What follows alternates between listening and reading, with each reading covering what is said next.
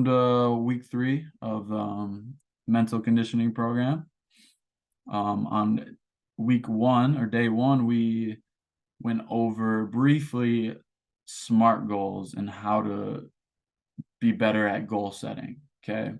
I think all of us can understand how important goal setting is. I had a video for this that I was gonna show, but I mean, there's only like 40 seconds of it that I really wanted to show, so I'm just gonna paraphrase what I saw, and it was a video from Michael Phelps. For those who don't know, you should read up on who Michael Phelps is, but Michael Phelps is one of the most decorated American Olympians of all time. He won 8 Olympic gold medals in the 2008 Olympics in swimming, different competitions in swimming. He's one of the greatest athletes of all time, and he's a big believer in having an overall big goal, big dream, to try and dream big and do stuff that no one's ever done before. But on the way to those bigger goals, having smaller missions, goals, accomplishments that will get you on the way to that journey of becoming great and that bigger dream that you have at the end of the road. I'm going to go through this introduction again because I think the biggest part I didn't spend enough time on is at the end here. But again, goal setting is an essential part of successful personal development. We encourage our players to have big dreams and high hopes. It helps us stay motivated when we have these high aspirations, but it is important to have goals that are well thought out and organized so you can achieve certain landmarks in your journey to success. These SMART goals will help us do that. It's been researched, it's been proven that writing down things, you will remember it more, and these SMART goals are proven to really help us. But yeah, we're gonna talk a little bit more in depth about our SMART goals, and don't be upset, don't feel bad if you did not finish your SMART goals. I'm here to help you. If you did finish your SMART goals, do not feel embarrassed to ask any questions about it. And again, that'll be towards the end here. I don't want anyone to be too nervous to ask a question. I like questions. It means that you actually care about this. But so again, the part that I really want to emphasize today is treat these goals like missions / quests, like in your favorite video game. So I'll use MLB The Show for an example, because I know a lot of you guys play that game. There's these collections, there's these programs, there's these missions built into the game, into Diamond Dynasty, the card trading part of the game, that earns you rewards, that ultimately gets you better players, gets you more virtual currency. It improves your team and improves your the time you're having playing the game. I want us to treat the goals that we have in life, short-term, medium-term, and long-term goals, just like we treat those programs, those the collections. You know, when you get 90 cards of the same type of collection, you get a bigger card or whatever, what have you. I know some of you guys might have no idea what I'm talking about right now, but most of you do. But all of you guys have probably played a video game, whether it's on your phone or a console, that there's missions, there's quests, and they build you up to the boss, to the final, whatever the final goal of that game is. Okay. Treat real life like that. That's how you make doing stuff that you don't necessarily want to do more fun. There's plenty of missions or collections or programs that I don't want to do, that we don't want to do when we're playing a video game, but we still do it because the overall aspect of checking things off a list is fun, and knowing that the end goal is to finish the game, right? And to beat it, or to get the player that we want, to get the reward that we want. Okay. And that's how you can kind of see these goals of yours in real life. I think it makes it so much more fun and relevant to, us, the younger generation. So for example, instead of getting 30 points in the whatever the August Player of the Month program in MLB The Show. And I'm not telling you guys to stop doing that stuff in your free time. Go ahead, do that stuff in your free time. But we need more of real life missions and quests. Okay.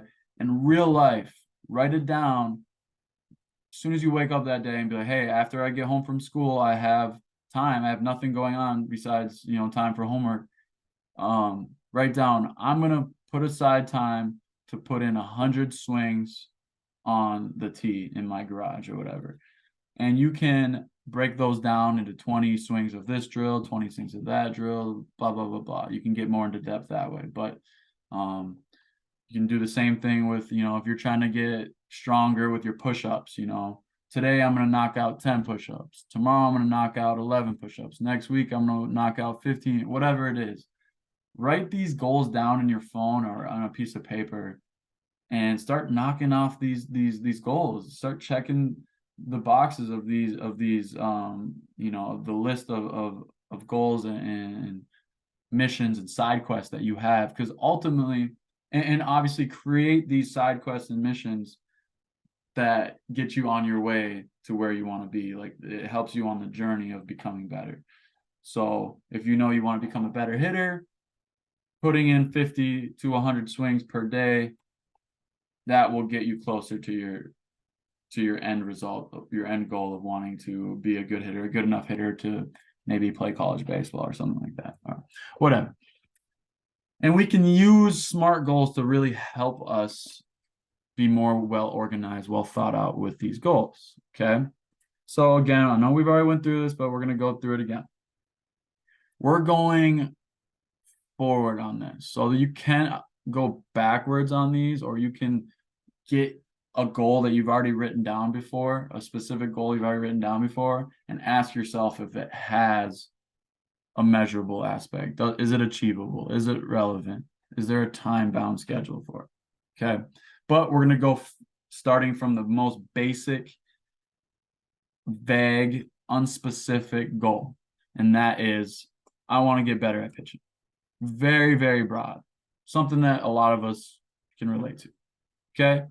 There's multiple ways to get better at pitching. I can improve my command. I can improve my velocity. Both of those things will make it harder for the hitter to hit off me, and it'll make me a better pitcher. We're going to start with the velocity one, even though for some people that's not even the more important ones. For some of you, you guys need more location than you need velocity, but velocity is a lot easier to measure because it's a unit of measurement. It's miles per hour. It's really easy. So we're going to start with that, and then I'm going to explain to you how we would do something that isn't miles per hour. So miles per hour. I want to increase my throwing velocity off the mound. That's specific. That's a little bit more specific. What do I want to do? So I want to get better at pitching. Okay, what do I want to do with my pitching that will make me better? I want to increase my throwing velocity. Okay, that's more specific. Let's add in measurables. Pretty easy. We know what measures velocity, and that's miles per hour. Okay, use a specific number that you have. Okay. Say you top out at 70 right now. I would like to increase my velocity, my throwing velocity off the mound from 70 to 75 miles per hour. Pretty simple. Let's talk about it after we enter in the achievable criteria, showing ourselves how it will be achievable. Sometimes this is a yes or no question. You're like, is this achievable? Can I go from 70 to 120? Well, nobody's throwing 120. It's probably not achievable. So you already know that that's not going to work for these SMART goals. Okay. That would be a dumb goal, right? Okay. So example goal after the achievable criteria. We already wrote this part. We want to increase it from 70 to 75. How will this be achievable? Well, it'll be achievable if I gain weight through proper nutrition. I gain overall strength and speed through strength and speed training. And I gain arm strength through the driveline program, long toss, throwing mechanics. So I always tell you guys there's 3 ways to improve your velocity: through form, through strength, through mass. Okay, mass to me, that's nutrition. Okay, that's keeping up with the training. Number 2, which is the strength, getting stronger.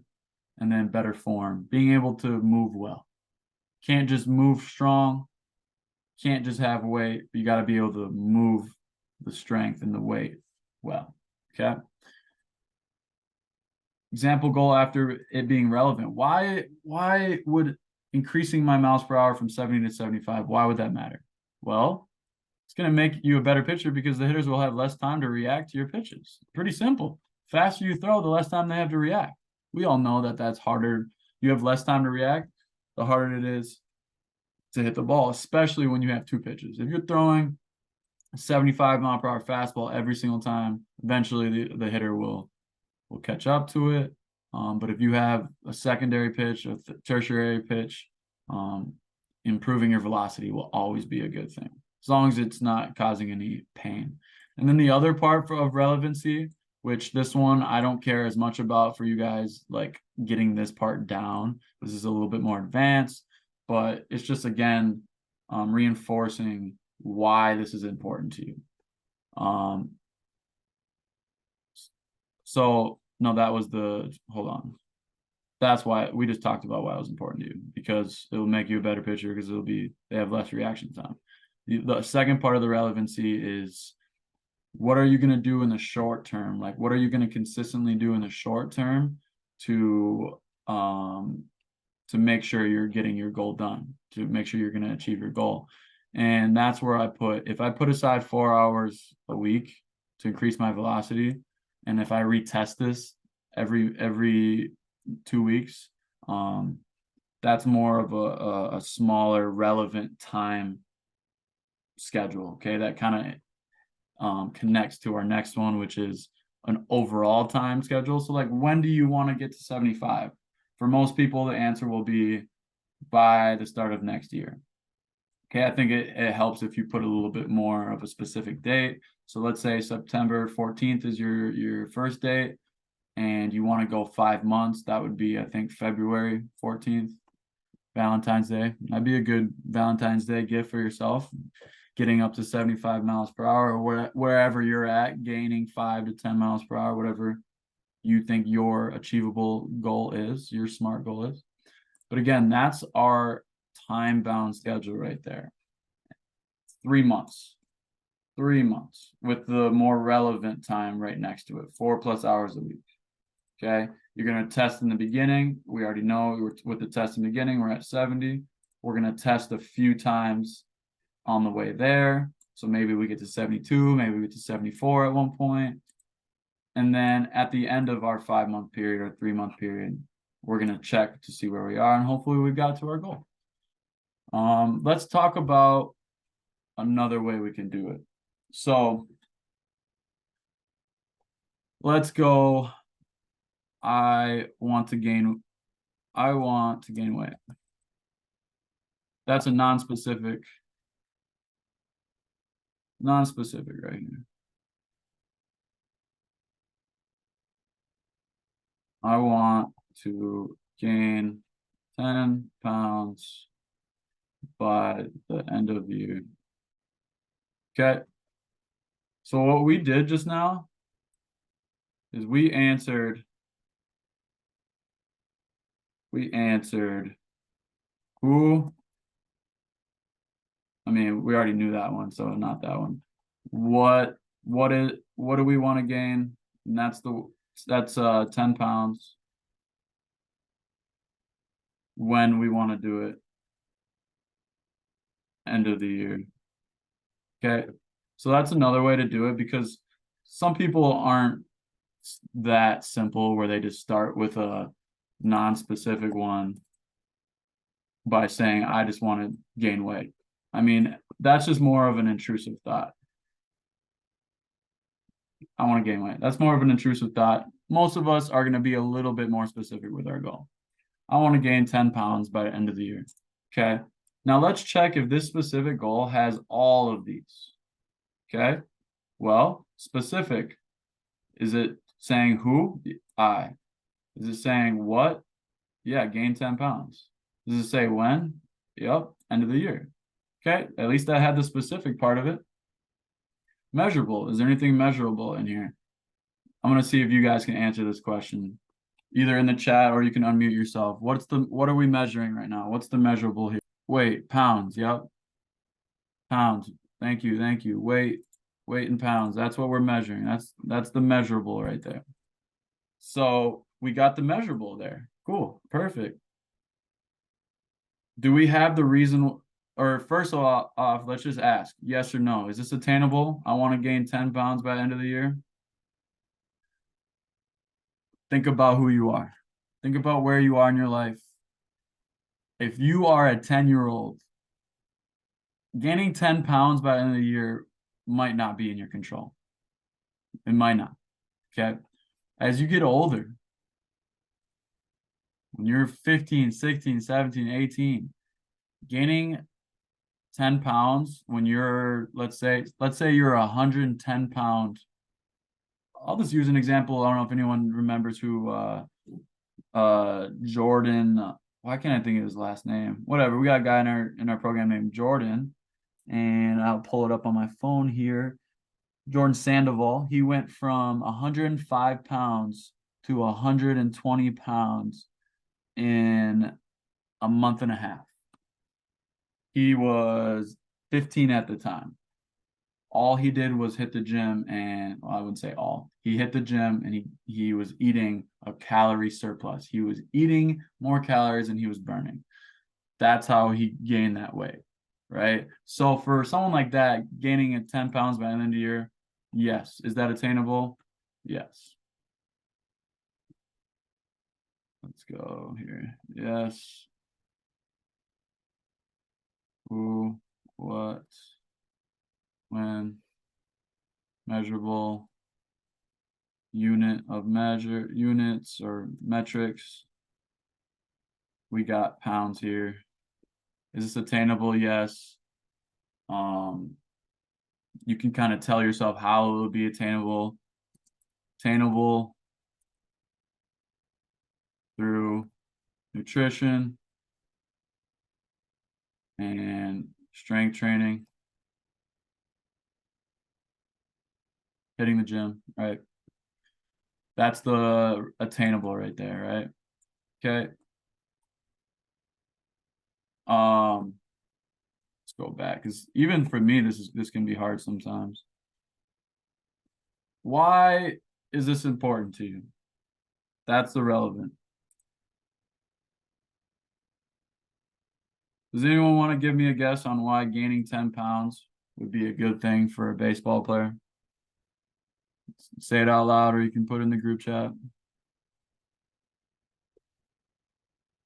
More power. Absolutely. More force equals more power. More mass equals more force equals more power. Absolutely. Yeah, I love it, Dylan. Adding the weight makes it so much easier to add the strength, and vice versa. They work together. They work together. Okay. So that's why is it relevant? Why is this important? Weight equals mass equals force equals power. Okay, that's why that's relevant to us. Time bound. Well, end of the year. Okay, let's be a little bit more specific. It's September 14th to December 31st. Okay. Break that down. Let's see here. That's basically September, October, November, December. What is that? 3.5 months. 3.5 months. So you can write down the specific amount of days. That definitely will make it easier. But again, it's going back and checking if any of the goals that you've written in your past or that you've set in your head, are they SMART goals? You can check them backwards. You can go backwards, like already have your goal and go check if they're SMART goals, or you can just start with something really vague and non-specific and work your way forward and do a SMART goal. Okay. Now let's talk about something without a unit of measurement. Let's say my non-specific goal, I want to improve my mental health. Okay, let's be a little bit more specific. I want to be more in control of my thoughts, more focus. Okay. Um, let's get even more specific like that. Can someone write down something that could contribute to having more focus, to being more in control of your thoughts? What is something that you could do for your mind to have better focus, to have more calm about you? We talked, if you were here last week, we spent the first part of our program or of the day working on that. Meditating is a good one. Coming back to your learning, the stuff you've learned on, that's a really good one. I like that. Yep, the breathing work, limiting the phone usage so that you're more, in your head and with your thoughts. Breathing, absolutely. Yep, you guys got the idea here. So I want to get better at controlling my breathing / heart rate. Okay, so how can we measure that? Well, let's say right now I spend 0 minutes working on my breath work. Okay, I want to increase that to let's say 30 minutes a week. So now we got something measurable, guys. Boom, 30 minutes. We got the measurable, which is minutes. Okay, and when that started from wanting to get better mentally, wanting to be more in control of your thoughts. That has nothing to do, like, we're just saying that there's no measurable there, but you guys can make it measurable. Okay, let's skip the attainable, relevant, time bound right now because I feel like you guys can get that. Let's get another one. This is another one that I like because we were talking about location. Let's kind of spin it to hitting. Like, there's bad exit velo, but then there's having better contact. Okay, I want to improve my contact hitting. More barrels. Yep. Specific. What is something we can do to get better at our contact hitting? Well, I can think of one thing. Let's say I want to improve my contact hitting. Let's think about, like, maybe what are you struggling with? Maybe you're struggling with hitting the outside pitch. Yeah, T-work, love it. T-work.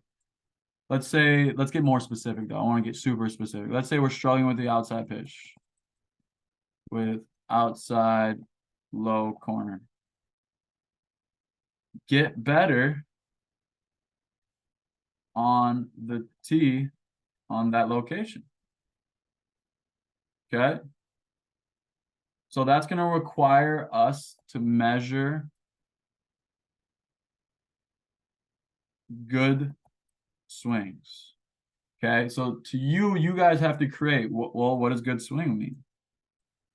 To me, good swing means barrel, low line drive, no vibrating in the hands, jumps off the bat.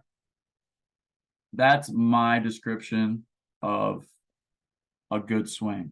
Okay. Because good swing is going to be my measurable right now. So, measurable, good swings. Right now, I hit 2 out of 10 in that location. Good swings in that location.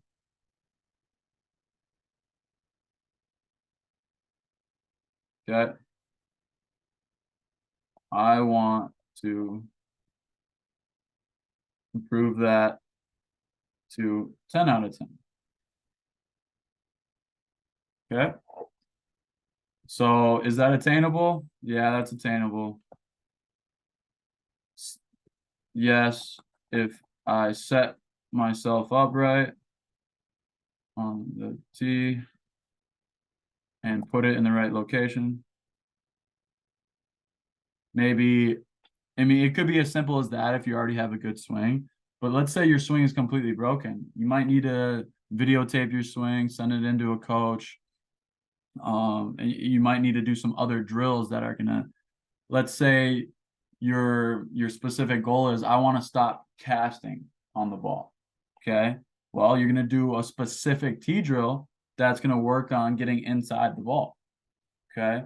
That's how we can spin these goals that sound like they don't have a measurable. You can still make them into a smart goals if you use your brain. And I know a lot of you guys are smart enough, but some of you guys struggle with the problem solving of oh, well, I don't have a unit of measurement. I can't do a smart goal here.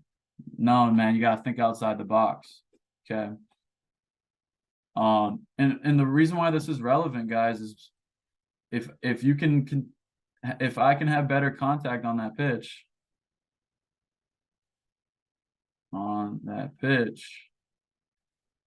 my batting average will go up. My strikeouts will go down. Right? Like, I mean, that's why it's important. I mean, I truly, truly believe in smart goals. I know there's research to back it up, but I have done a smart goal with gaining weight. I've done it with deadlifts. I don't know if anyone follows me on Instagram, but my goal was to get to 400 by a certain time. And as I was getting on that journey of doing that, I was realizing, oh, my joints can't handle the amount of weight that my muscles want to lift. So halfway through, I got up to 300 pounds. So I made it into a smaller, I had a smaller time frame of getting to 300 that I got to. I didn't get it to 400 in the bigger time frame because I stopped my goal. I changed my goal because I realized halfway through, like, hey, maybe getting to 400 on the deadlift shouldn't be my main priority. Maybe I should worry about making sure my joints feel 10 out of 10 after I do a workout before I worry about my weight. Stuff like that. Your goals might change and you might be able to build smart goals off of our other smart goals, but at the end of the day, this is a tried and true method that will work, and I want you guys to practice these smart goals and start using them in your real life and just watch how much easier it is to succeed and accomplish the goals that you guys so badly want to accomplish. Okay. That was a lot of information. So for these final 3 minutes, I want anyone, if you don't have to stick around, but if anyone has a question on their SMART goals, I would like you to ask me those questions now. And before anyone asks these questions, work on these SMART goals tonight and the rest of this weekend, because I will start asking you guys about your SMART goals when I see you in person. If you guys have my number, you can send it to me at any point you want, and I will let you know if you guys are missing something or if it's good, or if you guys just have a question on something. Please reach out to me. Most of you guys should have my number. I want you guys to get these SMART goals right, and you just saw there's many different ways to do them. Also, guys, I'm going to send out that survey in the group chats as well for those who haven't done it. We only have 36 responses, and 25 of those were from this summer. So that means only 11 new responses on the survey. Survey should take you 5 minutes. Check the chat here. More consistent swing mechanics. So that's going to be something that's really, really hard for you to measure. So you have to break it down in certain ways. Can I get 10 out of 10 on just one specific swing mechanic at a time?